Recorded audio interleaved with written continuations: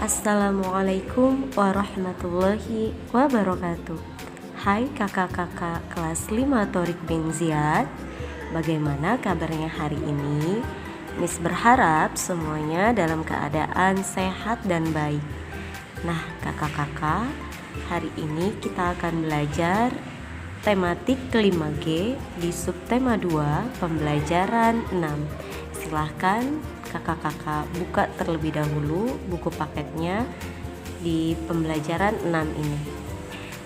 Nah, di sini kita akan belajar membuat simpulan teks narasi dalam bentuk peta pikiran.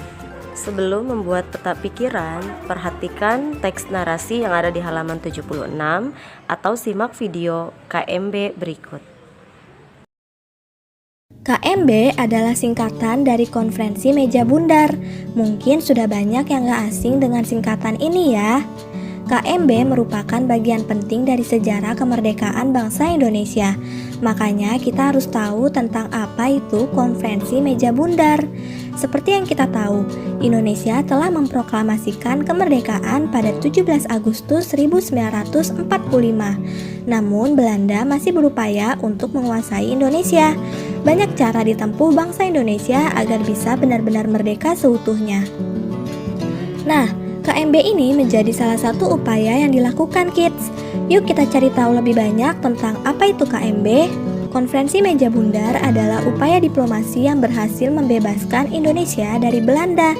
KMB ini digelar di Den Haag, Belanda pada 23 Agustus hingga 2 November 1949.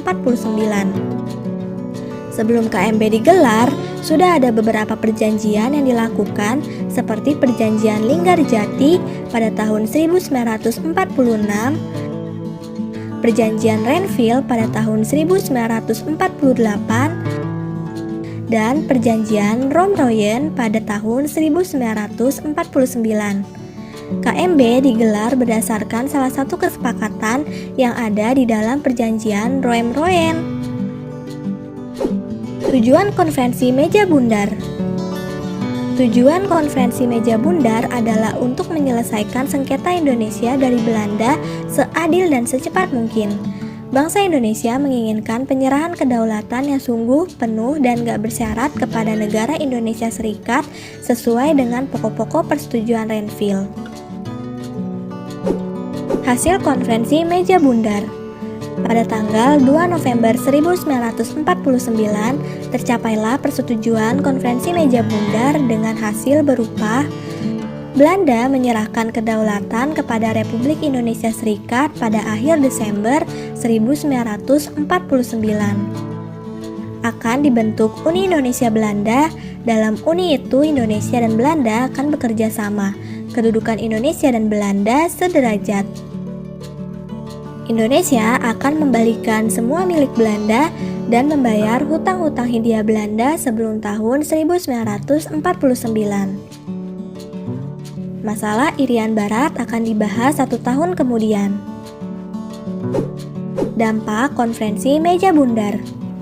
Dari KMB ini, Indonesia akhirnya mendapatkan kedaulatannya. Acara penyerahan kedaulatan berlangsung pada 27 Desember 1949 dengan penandatanganan naskah penyerahan kedaulatan berlangsung di 2 kota, yaitu di Amsterdam dan Jakarta. Di Amsterdam, naskah penyerahan kedaulatan ditangani oleh Ratu Juliana dan Muhammad Hatta. Sementara di Jakarta, naskah ditangani oleh A.H.J. Loving dan Sri Sultan Hamengkubuwono IX. Insinyur Soekarno menjadi presiden dan Muhammad Hatta sebagai Perdana Menteri. Kabinet Republik Indonesia Serikat yang merupakan persekutuan dengan Kerajaan Belanda dibentuk. Bentuknya seperti Republik Federasi Berdaulat yang terdiri dari 16 negara bagian. Nah kids, itu dia penjelasan Konferensi Meja Bundar. Sekarang sudah semakin tahu kan?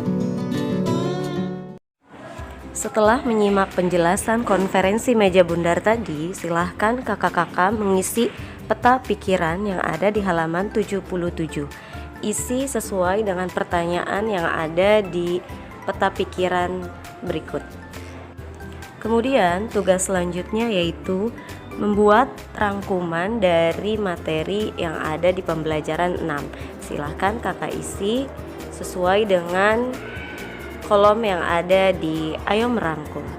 Itu saja tugas hari ini. Syukron katsiron. Wassalamualaikum warahmatullahi wabarakatuh.